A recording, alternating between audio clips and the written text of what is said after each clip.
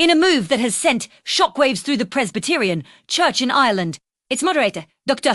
Trevor Gribben, has been down. This unprecedented decision comes after an internal report revealed serious and significant failings in the Church's safeguarding procedures dating back more than a decade. At a news conference in Belfast, a sombre Dr. Gribben made the stunning announcement.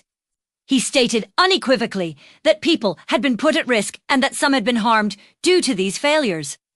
This marks the first time in the Church's 184-year history since its founding in 1840 that a moderator has resigned from the post. While Dr. Gribben has only been moderator for a few months, his history with the Church's leadership is extensive.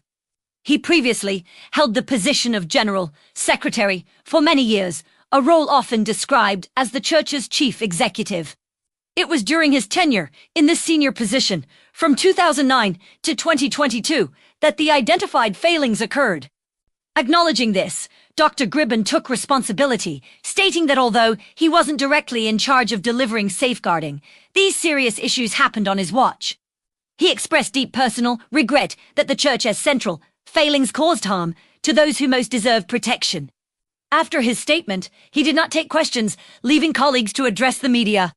So, what exactly went wrong? Rev. Dr. David Bruce provided more detail on the report's findings. He explained that there were instances where the Church failed to make necessary referrals to statutory agencies when concerns were raised. At other times, the Church's response to reported concerns was simply inadequate. Smosalang, in some cases, federal agencies were allowed to return to worship in church congregations without being properly monitored. Rev. Dr. Bruce was clear. None of this should have happened. He offered a heartfelt apology, saying, "We have let you down, and for this I am truly sorry." When pressed for numbers, the Church officials were unable to specify the full scale of the abuse, as the total number of victims is still unknown. They did state that the number of people known to be directly affected so far is in the low single figures. However, they also expressed a belief that there may be other victims who have not yet come forward. To avoid excluding anyone who may have been impacted, the Church stated it was reluctant to define harm. All relevant statutory authorities, including the police, are now involved in the investigation. The Church is now actively encouraging anyone who has been affected by these failings to come forward and share their story. The Presbyterian Church in Ireland has a significant presence, with around 180,000 members across more than 500 congregations.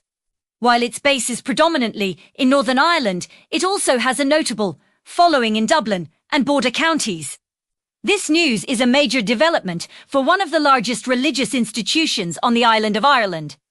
The Church has set up a dedicated helpline for anyone who has been affected or wishes to come forward with information. If you or someone you know has been impacted by these issues, please know that support is available. This is a developing story, and as more information becomes available, the full scope of these institutional failings will become clearer. The journey towards accountability and healing for the victims has only just begun.